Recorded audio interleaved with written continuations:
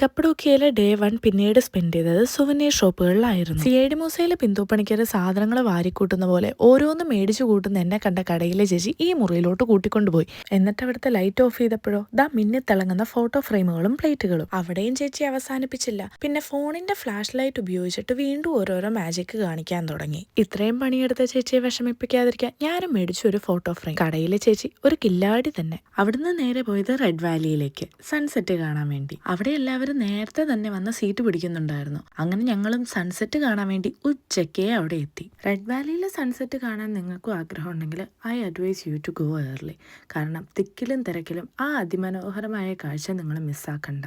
അപ്പോൾ ഇതൊക്കെയായിരുന്നു റെഡ് വാലിയിലെ കാഴ്ചകൾ. നിങ്ങളൊരു ധൈര്യശാലിയാണെങ്കിൽ ഇതുപോലെ ഇറങ്ങിപ്പോയി ഓരോ കൂനകളുടെ മുകളിൽ നിന്നും ഈ സൺസെറ്റ് കാണാം. അഥവാ എന്നെപ്പോലെ ഒരു പേടിത്തൊണ്ടിയാണ് നിങ്ങളെങ്കിൽ ഇതുപോലെ ഏതെങ്കിലും ഒരു സുരക്ഷിത സ്ഥാനത്ത് നിന്ന് സൺസെറ്റ് ആസ്വദിക്കാം. But not the point, police വന്ന് അടിച്ചോടിക്കുന്നത് വരെ മാത്രം. എൻ്റെ ഉള്ളിൽ ബിന്ദു പണിക്കർ ഉണരേണ്ട നേരമായി കഴിഞ്ഞിരുന്നു. അപ്പോഴേക്കും ഒരു അണ്ടർഗ്രൗണ്ടിലുള്ള സെറാമിക് ആൻഡ് പോട്ടറി കടയിലേക്കാണ് ഞാൻ ഈ കയറി പോകുന്നത്. കാര്യമായി കയ്യിൽ ഒന്നും തടയാതിരുന്ന കപ്പഡോക്കിയയിലെ ഏക കടയായിരുന്നു ഇതെനിക്ക്.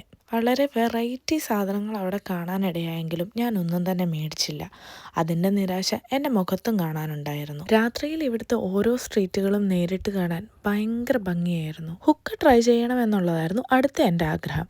കാണുന്ന പോലെ അത്ര എളുപ്പമുള്ള ടാസ്ക് അല്ലാതിരുന്നതുകൊണ്ട് അവിടെയും ഇടയ്ക്ക് വെച്ച് ഫെയിൽഡ്. അങ്ങനെ എൻ്റെ ഫേവറേറ്റ് റെസ്റ്റോറൻറ്റിൽ നിന്ന് ഡിന്നറും കഴിച്ച് പോകുന്ന വഴിക്കുള്ള ഗുഹകളുടെ എണ്ണം എടുത്ത് ഞാൻ നമ്മുടെ കേവ് ഹോട്ടലിൽ തിരിച്ചെത്തി. അവിടുത്തെ ടെറസിൽ നിന്നുള്ള വ്യൂ എന്ത് രസമായിരുന്നെന്നറിയുമോ? ഇനി നാളത്തെ ഹോട്ട് എയർ ബലൂൺ വിശേഷങ്ങളുമായി അടുത്ത വീഡിയോയിൽ കാണാം.